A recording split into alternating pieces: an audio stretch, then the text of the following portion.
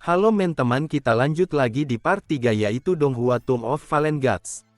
Jangan lupa disobek-sobek ya agar yang buat konten lebih cemungut. Menceritakan masa lalu Chen Nan 10.000 tahun di mana masa kejayaan Chen Nan.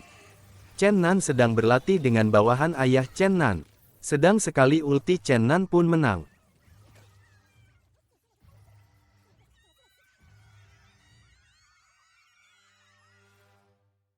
Chen Nan lalu bertemu dengan ayah Chen Nan. Jadi ingat di awal part 1 orang berjubah hitam sepertinya ayah Chen Nan. Chen Nan pun dipanggil oleh ayah untuk diberikan busur Haoyi, dan menceritakan asal-usul busur Haoyi tersebut. Chen Nan Yan merasa masih cupu pun belum bisa menerimanya dikarenakan dia ingin melatih tubuhnya dulu agar tidak ketergantungan dengan senjata ilahi.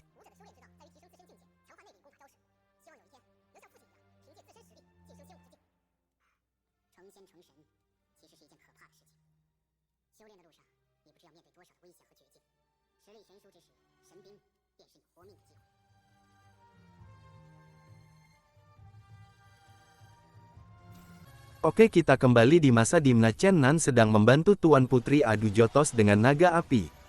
Chen Nan pun dengan mudah menarik busur Haoyi tersebut dan memanah naga api.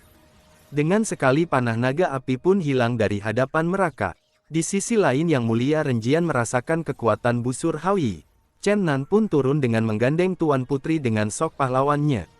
Setelah turun Chen Nan pun kabur. Tuan Putri Tan bawahannya pun sadar bahwa Chen Nan membawa kabur busur Haoyi tersebut.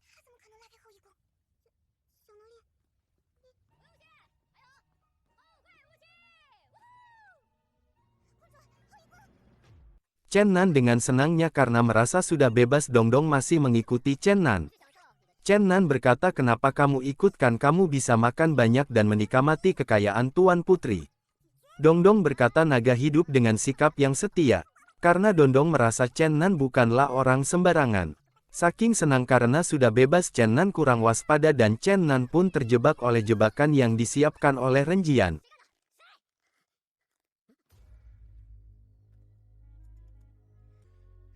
Renjian pun mengambil pusaka busur Haoyi yang jatuh sambil berkata, pusaka yang begitu bagus kenapa dibuang sembarangan.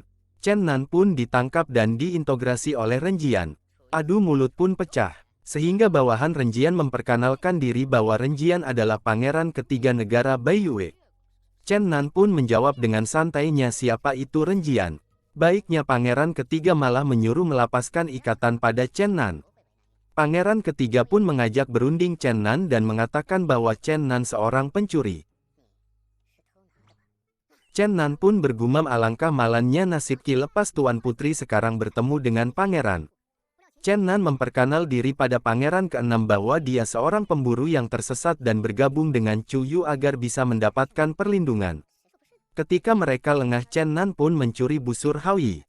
Renjian berkata saya melihat cahaya, apakah itu sumber kekuatan dari busur Haoyi? Chen Nan pun berkata iya benar, penyihir kecil itu yang menggunakannya.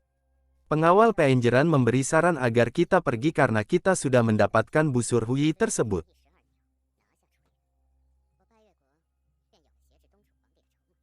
Chen Nan pun meminta izin untuk pergi dan Renjian pun hanya tersenyum saja.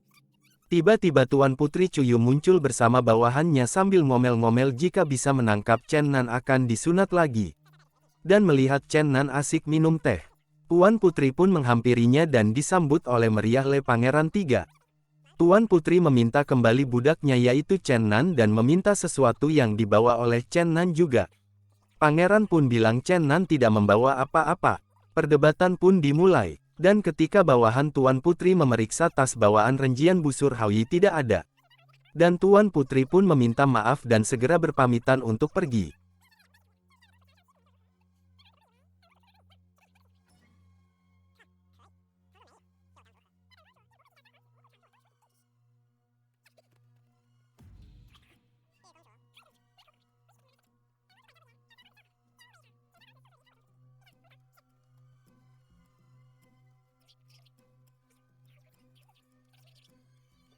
Dan akan pergi pun Renjian menyuruh anak buahnya menyerang Tuan Putri dan bawahannya.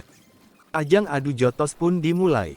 Karena Tuan Putri yang telah bertarung dengan naga pun tidak berdaya menghadapi Renjian dan Tuan Putri pun kalah.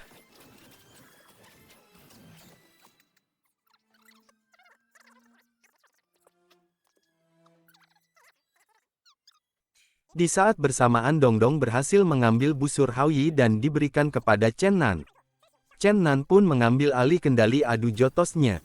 Chen Nan yang menggunakan busur Haoyi dengan anak panah sumpit pun bisa menumbang Renjian dan parahnya Renjian kena anak panahnya di pantatnya. Renjian yang dibantu bawahannya pun kabur.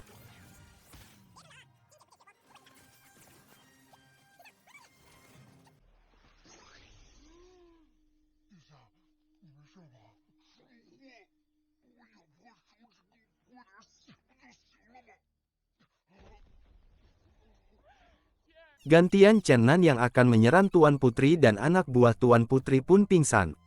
Hujan turun dengan lebatnya Chen Nan menyandera Tuan Putri Tan dibawa ke dalam gua. Dengan gokilnya Chen Nan pun mempermainkan Tuan Putri. Dengan hati-hati Tuan Putri mengambil batu dan mencoba melepaskan ikatan. Tangan Tuan Putri yang diikat pun bisa dilepaskan dan berusaha menyerang balik Chen Nan. Saat udah siap mengulti Chen Nan, Tuan Putri pun pingsan.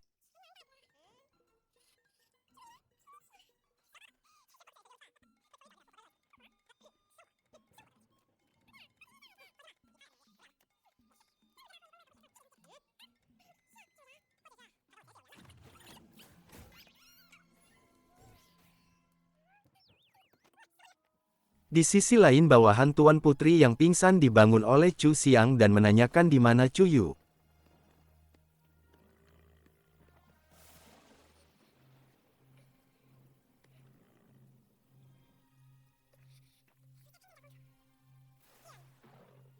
Kembali ke Chen Nan, dia membawa Tuan Putri untuk mencari penginapan karena hujan lebat. Niat hati ngasih pelajaran malah kena apes, Tuan Putri pingsan. Saat Chen Nan masuk ke penginapan isi orang sedang mabuk-mabukan dan berjudi. Bersambung.